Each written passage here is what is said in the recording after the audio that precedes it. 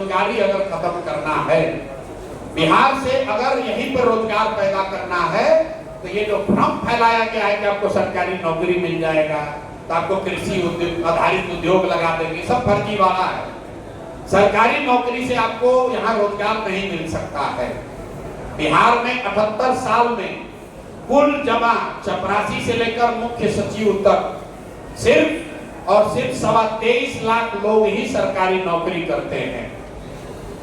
ध्यान रखिए, 23.25 लाख। इसी में लड़ाई है कि 10 लाख हम दिए हैं, तो 5 लाख हमारे बाबूजी दिए। कुल चपरासी से लेकर मुख्य सचिव तक सिर्फ 23.25 लाख लोग ही सरकारी नौकरी करते हैं। 1.97% हुआ है। क्या कुछ लोग कहते हैं वैकेंसी बहुत है, सरकार भर नहीं रही है, तो देश के स्तर पर इसका आंकड़ा क्या है?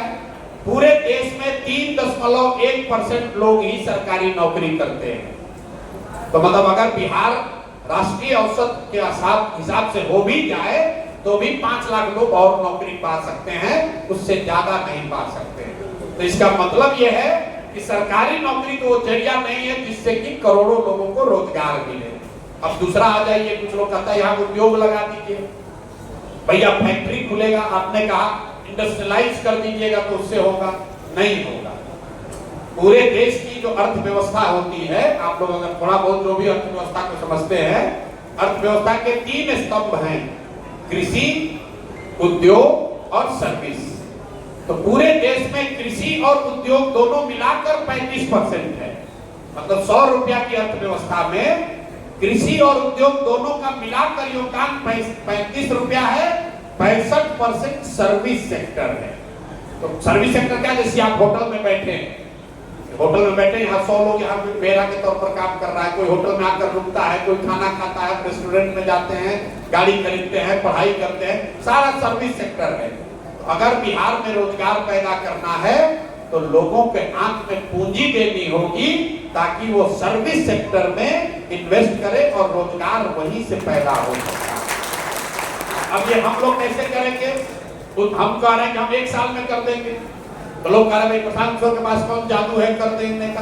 तो इसका बिल्कुल पूरा विजन जारी किया है कि पहला काम जनसुराज ये करेगी कि 6 महीना के अंदर बैंकों के साथ मिलकर ये तय सुनिश्चित किया जाएगा कि बिहार में सीडी रेशियो भी कम से कम 70% हो जाए, ताकि 2 से 2.5 लाख करोड़ रुपया एक्स्ट्रा आपको समाज को मिलने लगे अलग अलग काम करने के लिए। तो पहला चीज हम लोग कर रहे हैं, सीडी रेशियो सुधारेंगे।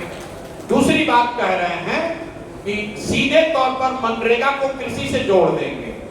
तो अभी शाहबाद के क्षेत्र में आप कह रहे हैं धान गेहूं उगाते हैं, हमारे दादा वगैरह के जमाने में लोग बताते हैं मंगरेला लोग उगाते थे, जीरा उगाते थे।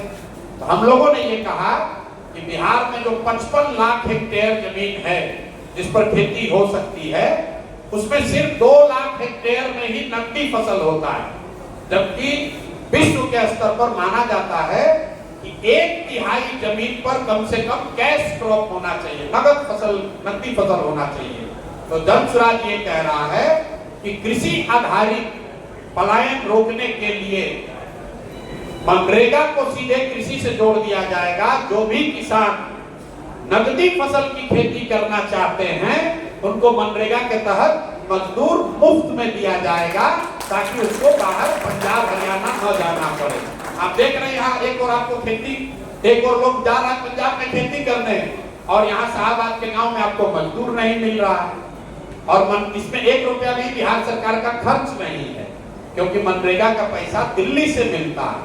पिछले साल 100 रुपया जो बिहार को अलॉट हुआ मनरेगा में, उसमें सिर्फ 40 रुपया ही बिहार सरकार ले पाई, 60 रुपया सरेंडर कर दिया, क्योंकि उसको यहाँ खपाने का सरकार की कैपेसिटी नहीं थी।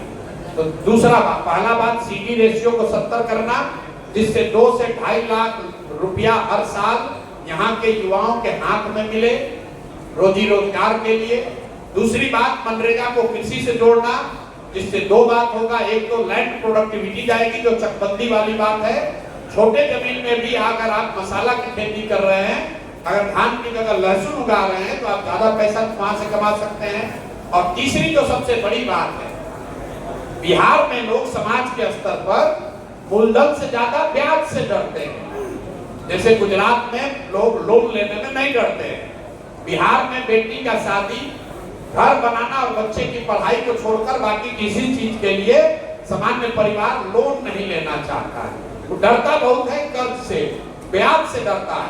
कहता है गांव देहात में चक्रवृद्धि ब्याज है, बर्बाद हो जाएंगे, मूलधन से ज्यादा लोग ब्याज की चिंता करते हैं। तो इस साइकोलॉजी पर काम करके जो यहाँ रास्ता हम लोगों ने निकाला है इंटरेस्ट सबवेंशन का, कि कम से कम 5 वर्षों के लिए बिहार में हर वो व्यक्ति जो कर्ज लेकर बैंक से रोजी रोजगार करना चाहता है, व्यापार करना चाहता है, उसको 10% के बजाय सिर्फ 4% ब्याज ही देना पड़ेगा, 6% ब्याज सरकार की ओर से दिया जाएगा। अब इससे क्या होगा आप ये समझिए, अगर 6% ब्याज सरकार भरे तो 6,000 करोड़ रुपया सरकार का खर्च होगा, तो 1 लाख करोड़ रुपया लोगों को पैसा मिल जाएगा। आपको 1 लाख करोड़ रुपया मिल गया, सरकार का खर्चा सिर्फ 6,000 करोड़ हुआ।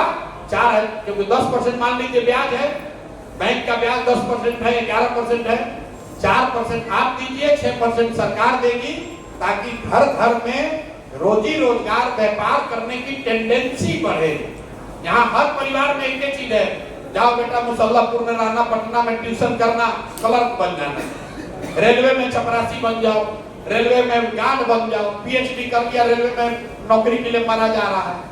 जब तक समाज में शिक्षा और पूंजी नहीं होगी, रोजी रोजगार नहीं होगा, तब तक आपकी तरक्की नहीं हो सकती है। तो जन स्वराज की जो सोच है कि 15 साल से कम उम्र के बच्चे के लिए इतनी अच्छी शिक्षा की व्यवस्था बनाई जाए ताकि वो आगे चलकर व्यवस्था पर बोझ न बने, और 15 साल से 45-50 साल के उम्र के लोगों के लिए सस्ते दर पर 4% पर लोन पूंजी उपलब्ध कराया जाए, ताकि लोग घर घर रोजी रोजगार कर सके। कुछ ना करेगा, 4 को गाय भैंस खरीदेगा, कुछ नहीं करेगा, 2 गाड़ी टैक्सी चलाएगा, बस चलवाएगा, पूंजी चाहिए। और तीसरी बात हम लोग कह रहे हैं कि जो 60 वर्ष से ज्यादा उम्र का आदमी है, अब ना पढ़ सकता है ना रोजी रोजगार कर सकता है। अगर गरीब परिवार के आप हैं, 60 से ज्यादा उम्र हो गया है, तो आपके जीवन की जिम्मेवारी समाज को उठानी होगी। इसीलिए हम लोग कह रहे हैं कि बुजुर्गों को कम से कम 2,000 रुपया पेंशन जरूर दिया जाएगा, ताकि उसको एक सम्मानजनक जिंदगी बिताई जा सके। अब इसका जो पूरा बजट है, हम लोग जो कह रहे हैं, हम तेजस्वी यादव नहीं है कि कह देंगे सबको 2,500 रुपया दे देंगे। बुजुर्गों को अगर आप 2,000 रुपया दीजिएगा 60 वर्ष से ज्यादा उम्र के लोगों को, तो करीब करीब 2.5% बजट का सिर्फ 2.5% पैसा ही खर्च होगा उस पर। हमको हर साल करीब करीब 10,000 करोड़ रुपया एक्स्ट्रा इकट्ठा करना पड़ेगा उस स्कीम को चलाने के लिए। दूसरी बात हमने जो रोजगार के लिए कही, तो सीडी रेशियो को सुधारने के लिए 1 रुपया भी बजट से नहीं लगना है, वो एडमिनिस्ट्रेटिव काम है। 2-2.5 लाख करोड़ रुपया बिहार के लोगों को मिल जाएगा बिना किसी बजट के सपोर्ट के। दूसरी बात जो आपको रोजगार के लिए बताई, मनरेगा को कृषि से जोड़ने के लिए, उसमें भी 1 रुपया बिहार सरकार का नहीं लगना है, क्योंकि मनरेगा का पैसा 100% केंद्र सरकार आपको देती है। तीसरी बात जो बताई इंटरेस्ट सबवेंशन की, कि 6% आपका इंटरेस्ट सब्सिडाइज कर देंगे, तो 1 लाख करोड़ रुपया के इन्वेस्टमेंट पर 3 लाख करोड़ रुपया के बजट में से 6,000 करोड़ रुपए का प्रावधान करेंगे, ताकि आपको यहाँ रोजी रोजगार मिल सके। और शिक्षा सुधारने के लिए जो हम लोगों ने जो अपना रास्ता रखा है, उसको आप समझ लीजिए। लोग कह रहे हैं कैसे सुधार दीजिएगा शिक्षा, तो शिक्षा सुधारने के लिए हम लोग 2 बातें कह रहे हैं कि बिहार के हर प्रखंड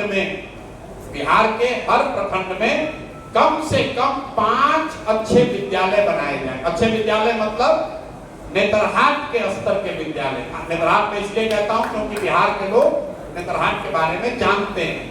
इसके पीछे सोच क्या है, पूरे दुनिया में जो सबसे अच्छी शिक्षा व्यवस्था है वो कहाँ है, वो स्कैंडिनेवियन कंट्री में है। आपने नाम सुना होगा फिनलैंड का, डेनमार्क का, स्वीडन का, वहां पर सबसे अच्छी शिक्षा व्यवस्था है। उन लोगों ने फॉर्मूला निकाला कि rather than taking school to the every children, take the children to the good school. मतलब हर गांव, हर पंचायत में स्कूल बनाने के बजाय स्ट्रेटेजिक लोकेशंस पर स्कूल बनाइए और बच्चे स्कूल तक पहुंचे उसके लिए स्कूल बस की उनको सुविधा दी जाए।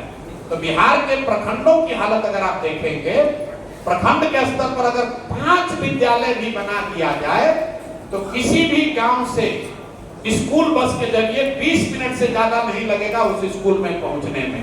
तो हम लोग की सोच ये है कि 5 विद्यालय कम से कम हर प्रखंड में बनाया जाए, और इस 5 को बनाने के लिए भी हम लोग जैसे लोगों को 5 बरस लगेगा। ये 1 बरस में नहीं बन सकता, इसको समझ लीजिए। क्योंकि अगर नेतरहाट के स्तर का आपको 1 विद्यालय बनाना है, हर प्रखंड में 1 विद्यालय, तो करीब 17 से 20 हजार करोड़ रुपया का खर्च आएगा। अभी बिहार सरकार का जो शिक्षा बजट है वो है 60,000 करोड़ रुपया। तो हम लोग की सोच है कि उसका 1/3 पैसा अगर विश्व स्तरीय विद्यालय बनाने पर खर्च किया जाए तो हर साल हर प्रखंड में, बिहार के हर प्रखंड में नेतरहाट जैसा 1 विद्यालय बन जाएगा। इसका असर क्या होगा? एक नेतरहाट से जो सरकारी विद्यालय था 1500 से ज्यादा लोग IAS IPS बने हैं। आप अंदाजा लगाइए, अगर 550 नेतरहाट विद्यालय हर साल बनने लगे, अगले 5 साल में 2500 नेतरहाट के जैसे विद्यालय यहाँ बिहार में होंगे। बाकी क्या, अब जब हम 5 साल लगाएंगे इसको बनाने में तो बच्चों का उम्र तो रुका नहीं हुआ है। तो दूसरा सॉल्यूशन हम लोग ये दे रहे हैं कि जब तक आपके इलाके में सरकारी विद्यालय नहीं सुधरेगा तब तक ये लोगों के पास सुविधा होगी कि आप अपने बच्चे को प्राइवेट स्कूल में पढ़ाइए और उसका फीस सरकार की ओर से भरा जाएगा।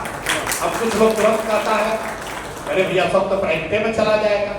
बिल्कुल नहीं जाएगा। पूरे दुनिया में रिसर्च बताता है कि अगर किसी भी नागरिक को प्राइवेट और पब्लिक दोनों की सुविधा दी जाए तो ज्यादातर लोग पब्लिक स्कूल में जाना चाहते हैं। आप अपना एग्जाम्पल ले लीजिए। अगर आपको कोई कहे कि आपका बच्चा पटना मेडिकल कॉलेज से अगर डॉक्टरी करेगा, MBBS करेगा, उसका फीस आपको भरना पड़ेगा। अगर आप अपने बच्चे को रमैया भेजिएगा तो उसका फीस सरकार भरेगी। तो ज्यादातर लोग कहेंगे ना भैया हमारे लड़का को हम PMCH में पढ़ाना चाहते हैं। अगर आपको कोई कह दे कि साइंस कॉलेज में आपका बच्चा पढ़ेगा कि MIT कॉलेज में पढ़ेगा, MIT में पढ़ेगा तो सरकार फीस देगी, तो आप क्या कहिएगा? ना भैया हमको MIT का फीस नहीं चाहिए, हमारा लड़का तो साइंस कॉलेज में पढ़ना चाहिए।